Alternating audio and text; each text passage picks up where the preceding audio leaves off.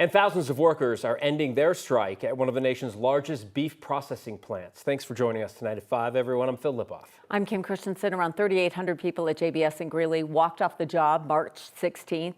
They want more money and safer conditions, but they're heading back tomorrow without a deal. 9 News' Northern Colorado reporter Amanda Gilbert explains the change.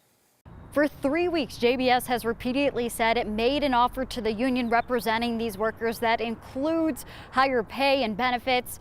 UFCW Local 7 says it's not enough with rising costs in Colorado and safety concerns. Today, workers are asking, what's next? For 3 weeks, employees at JBS stood across from their workplace, asking for change. We're really coming together and getting to know each other. Jonathan Fausto is one of them. A lot of workers over there who don't speak English. The plant is like a place for them to work, you know? Over the weekend, he learned he's going back to work tomorrow, but he's confused because JBS said nothing's changed. Just would like for Kim Cordova to give us an explanation about all this. Whether they said that their offer hasn't changed or not, we haven't been back to the table for them to move on their offer. Kim Cordova is the president of UFCW Local 7. She says the strike's ending because JBS agreed to negotiate with them this Thursday and Friday. No, I think that's where the confusion is. It's a win. I mean, before we went on strike, we didn't have any negotiation dates scheduled because of the power and the pressure they were receiving by the strike. Finally did agree to come back to negotiations. Is there a chance the strike could resume? It could. I mean, workers have that option for that to happen again. We'll see what happens, and then we'll make decisions when we see what happens Thursday and Friday. Jonathan says he just wants transparency and answers later this week. Disappointed more so than angry, because the union has made so many promises to us. Us going back to work shows the power. It is our call. Workers walked out and they're able to walk back in and their jobs are protected. Amanda Gilbert, 9 News.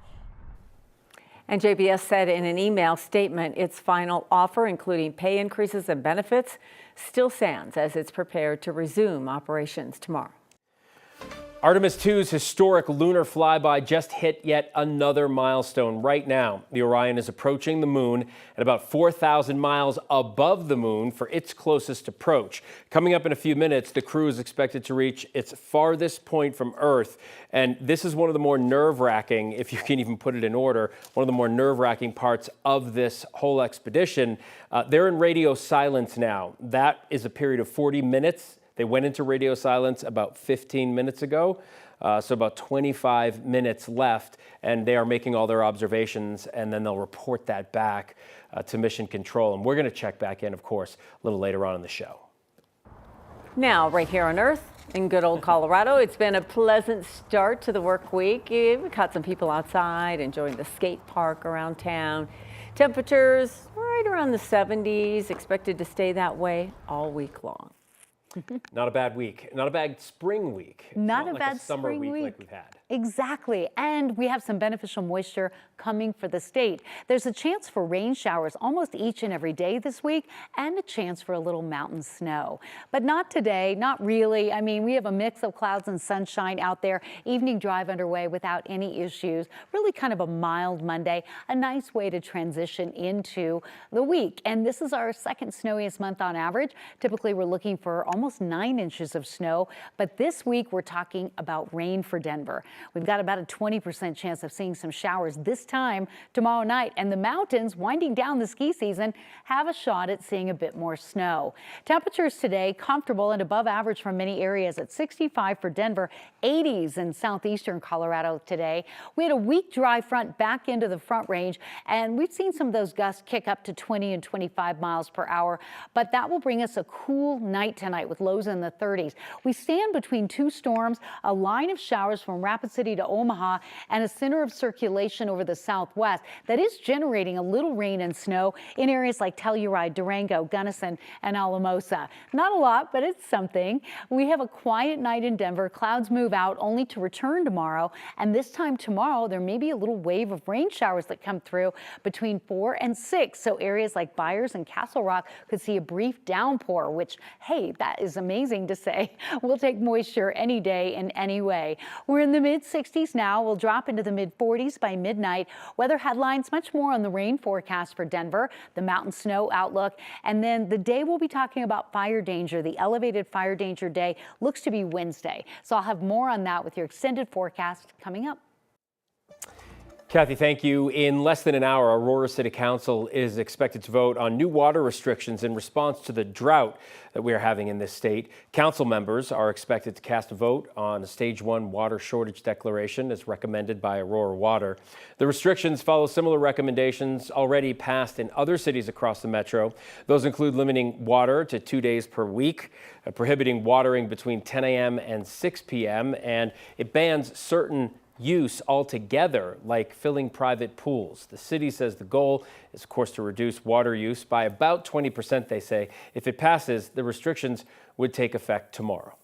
A Colorado grand jury indictment is accusing the owner of a dance studio in Boulder of staging break-ins at her business in order to pocket insurance payouts. The indictment accuses 50-year-old Cindy Burdine of setting up the break-ins at Frequency Dance, then named Kinesis Dance, back in April of 2023 and July of 2023.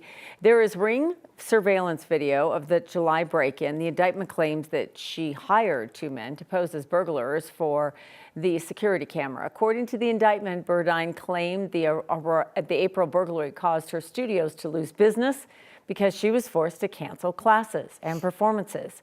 She then filed claims to her insurance, which paid out more than $550,000 for both incidents. Burdine is facing several charges, including theft and insurance fraud. A group of people in Boulder collecting signatures for a measure to tax houses and commercial properties that sit empty. This is according to our partners at the Denver Business Journal. The campaign is called Vacancy to Vitality. It calls for a city ordinance that would impose a tax of $4 per square foot for empty commercial property in Boulder. It also asks for a $7,000 tax on residential units that sit empty for longer than 6 months. Supporters say applying the vacancy tax to houses, condos, and apartments would increase the availability of housing to renters and create more active neighborhoods. The Boulder Chamber of Commerce, though, is against the measure. The chamber says it would rather see more of a partnership between the community and property owners in getting spaces leased. Supporters have until May 25th to get enough signatures to have a chance at getting the proposal on the city ballot this fall. And we want to check back in on the historic Artemis II mission. You're looking at pictures. The NASA crew is now past the moon and should reach its farthest point from Earth any minute now. The Orion is expected to be about 252,000 miles away from Earth. Again, they are in that period of silence. It's about 40 minutes, and they have roughly 20 or so left to go before they will regain communication with mission control. This, by the way, obviously setting a new distance record. Their eyes will be seeing something that no other human eyes have ever seen.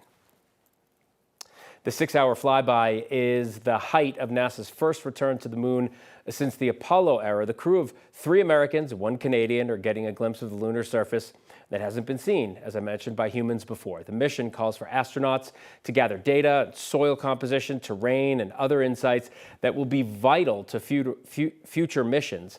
Moments after breaking the distance record, the crew asked permission, and this was a really emotional moment, to name one of the fresh craters they saw Carol, to honor the late wife of one of the astronauts.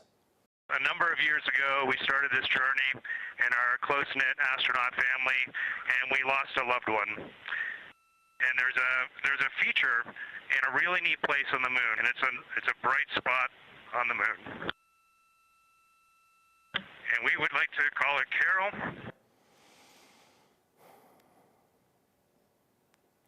What was beautiful about that we didn't just get to see is they all did a sort of a space hug after they announced that. It was a nice moment. The flyby is expected to wrap up after 7 o'clock tonight. NASA will then review the images and observations made by the crew.